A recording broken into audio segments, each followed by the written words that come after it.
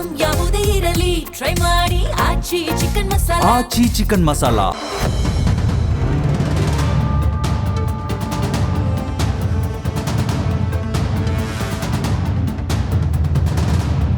ಭಾರತೀಯ ಪ್ರಜಾಪ್ರಭುತ್ವದ ಹಿರಿಯರ ಮನೆ ಎಂದೇ ಕರೆಯಲ್ಪಡುವ ರಾಜ್ಯಸಭೆಯು ಒಂದು ಶಾಶ್ವತ ಸದನ. ಇಲ್ಲಿನ ಸದಸ್ಯರ ಆಯ್ಕೆಯ ಪ್ರಕ್ರಿಯೆ ಲೋಕಸಭಾ ಚುನಾವಣೆಗಿಂತ ವಿಭಿನ್ನ ಮತ್ತು ಕುತೂಹಲಕಾರಿ. ಜನಸಾಮಾನ್ಯರು ನೇರವಾಗಿ ಮತ ಚಲಾಯಿಸದಿದ್ರೂ ತಾವು ಆರಿಸಿದ ಪ್ರತಿನಿಧಿಗಳ ಮೂಲಕ ನಡೆಯುವ ಈ ಪರೋಕ್ಷ ಚುನಾವಣೆಯು ರಾಷ್ಟ್ರದ ರಾಜಕಾರಣದಲ್ಲಿ ಅತ್ಯಂತ ನಿರ್ಣಾಯಕ ಪಾತ್ರ ವಹಿಸುತ್ತೆ. ಹಾಗಾದ್ರೆ ಈ ಚುನಾವಣೆಯ ಗಣಿತ ಹೇಗಿರುತ್ತೆ? 2 ವರ್ಷಕ್ಕೊಮ್ಮೆ ಸ್ಥಾನಗಳು ಯಾಕೆ ಖಾಲಿಯಾಗುತ್ತೆ? ಈ ಕುರಿತ ಸಮಗ್ರ ಮಾಹಿತಿ ಇಲ್ಲಿದೆ.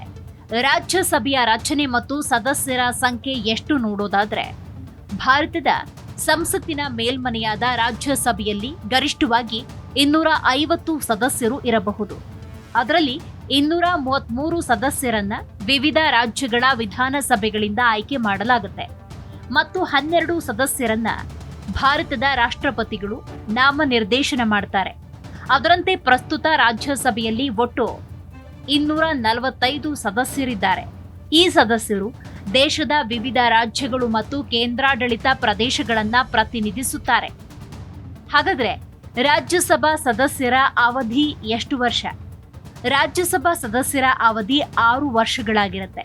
ಆದರೆ ಎಲ್ಲಾ ಸದಸ್ಯರು ಒಂದೇ ಸಮಯದಲ್ಲಿ ನಿವೃತ್ತರಾಗುವುದಿಲ್ಲ. ಪ್ರತಿ 2 ವರ್ಷಗಳಿಗೊಮ್ಮೆ ಸುಮಾರು 1/3 ಸದಸ್ಯರು ನಿವೃತ್ತರಾಗ್ತಾರೆ. ಅವರ ಸ್ಥಾನಗಳಿಗೆ ಹೊಸ ಸದಸ್ಯರನ್ನ ಆಯ್ಕೆ ಮಾಡಲಾಗುತ್ತೆ. ಈ ವಿಧಾನದಿಂದ ರಾಜ್ಯಸಭೆ ಸದಾ ಕಾರ್ಯನಿರ್ವಹಿಸುತ್ತಲೇ ಇರುತ್ತೆ ಮತ್ತು ಅದು ಲೋಕಸಭೆಯಂತೆ ವಿಸರ್ಜನೆಯಾಗುವುದಿಲ್ಲ. ಹಾಗಿದ್ದಲ್ಲಿ ರಾಜ್ಯಸಭೆ ಯಾವಾಗ ಸ್ಥಾಪನೆಯಾಯಿತು? ಭಾರತದ ರಾಜ್ಯಸಭೆಯನ್ನ ಮೊದಲ ಬಾರಿಗೆ 1952ರಲ್ಲಿ ರಚಿಸಲಾಯಿತು. ಅದರ ಮೊದಲ ಸಭೆ 1952 ಮೇ 13ರಂದು ನಡೆಯಿತು.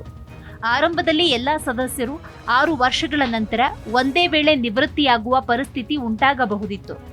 ಇದನ್ನ ತಪ್ಪಿಸಲು ಲಾಟರಿ ವ್ಯವಸ್ಥೆಯನ್ನ ಪರಿಚಯಿಸಲಾಯಿತು. ಅದರಂತೆ 1954 ಮತ್ತು 56ರಲ್ಲಿ ಕೆಲವು ಸದಸ್ಯರನ್ನ 2 ಅಥವಾ 4 ವರ್ಷಗಳಲ್ಲೇ ನಿವೃತ್ತಿಯಾಗುವಂತೆ ಆಯ್ಕೆ ಮಾಡಲಾಯಿತು. ಇದರಿಂದ ಮುಂದಿನ ದಿನಗಳಲ್ಲಿ ಪ್ರತಿ 2 ವರ್ಷಗಳಿಗೊಮ್ಮೆ ಸದಸ್ಯರು ನಿವೃತ್ತಿಯಾಗುವ ವ್ಯವಸ್ಥೆ ಸ್ಥಾಪನೆಯಾಯಿತು. ರಾಜ್ಯಸಭಾ ಚುನಾವಣೆಗಳು ಹೇಗೆ ನಡೀತವೆ? ರಾಜ್ಯಸಭಾ ಚುನಾವಣೆಗಳು ನೇರವಾಗಿ ಸಾರ್ವಜನಿಕರಿಂದ ನಡೆಯುವುದಿಲ್ಲ.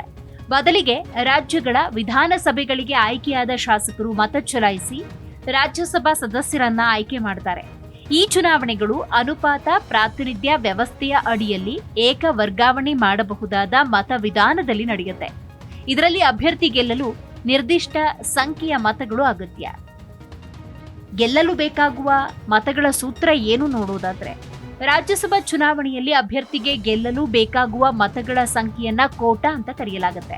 ಇಲ್ಲಿ ಮುಕ್ತ ಮತಪತ್ರ ವ್ಯವಸ್ಥೆ ಇರುತ್ತೆ. ರಾಜ್ಯಸಭಾ ಚುನಾವಣೆಗಳು ಮುಕ್ತ ಮತಪತ್ರ ವ್ಯವಸ್ಥೆಯ ಮೂಲಕ ನಡೆಯುತ್ತೆ. ಇದರ ಅರ್ಥ ಶಾಸಕರು ತಮ್ಮ ಮತವನ್ನ ಹಾಕುವ ಮೊದಲು ತಮ್ಮ ಪಕ್ಷದ ಅಧಿಕೃತ ಏಜೆಂಟ್ಗೆ ತೋರಿಸಬೇಕು. ಇದರಿಂದ ಅಡ್ಡ ಮತದಾನವನ್ನ ತಡೆಯುವುದಕ್ಕೆ ಸಾಧ್ಯವಾಗುತ್ತೆ. ಅಕಸ್ಮಾತ್ ಶಾಸಕರು ತಮ್ಮ ಪಕ್ಷದ ಏಜೆಂಟ್ಗೆ ತೋರಿಸದೆ ಮತ ಹಾಕಿದ್ರೆ ಆ ಮತವನ್ನ ಅಮಾನ್ಯ ಅಂತ ಘೋಷಿಸಲಾಗುತ್ತೆ. ಯಾರು ಮತ ಚಲಾಯಿಸೋದಕ್ಕೆ ಅರ್ಹರು ನೋಡೋದಾದ್ರೆ, ರಾಜ್ಯಸಭೆಯಲ್ಲಿ ಸಾಮಾನ್ಯ ಜನ ಮತ ಚಲಾಯಿಸೋದಿಲ್ಲ.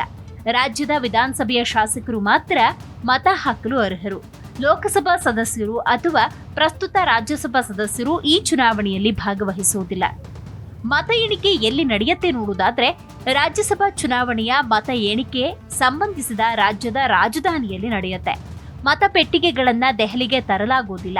ಮತ ಎಣಿಕೆ ರಾಜ್ಯದ ವಿಧಾನಸಭೆಯ ಆವರಣದಲ್ಲಿ ನಡೆಯುತ್ತೆ ಮತ್ತು ಚುನಾವಣಾ ಆಯೋಗದ ನಿಯಂತ್ರಣದಲ್ಲಿ ಫಲಿತಾಂಶಗಳನ್ನ ಪ್ರಕಟಿಸಲಾಗುತ್ತೆ. ಒಟ್ಟಾರೆ ರಾಜ್ಯಸಭೆಯು ದೇಶದ ಒಕ್ಕೂಟ ವ್ಯವಸ್ಥೆಯನ್ನ ಎತ್ತಿ ಹಿಡಿಯುವ ಸದನವಾಗಿದೆ.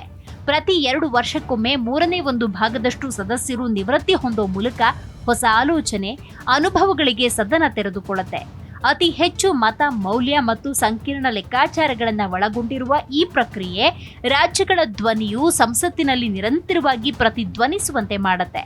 ಸಂಖ್ಯಾಬಲದ ಆಟಕ್ಕಿಂತ ಹೆಚ್ಚಾಗಿ ರಾಜ್ಯಗಳ ಪ್ರಾತಿನಿಧ್ಯದ ಗೌರವವೇ ಈ ಚುನಾವಣೆಯ ನಿಜವಾದ ಜೀವಾಳವಾಗಿದೆ.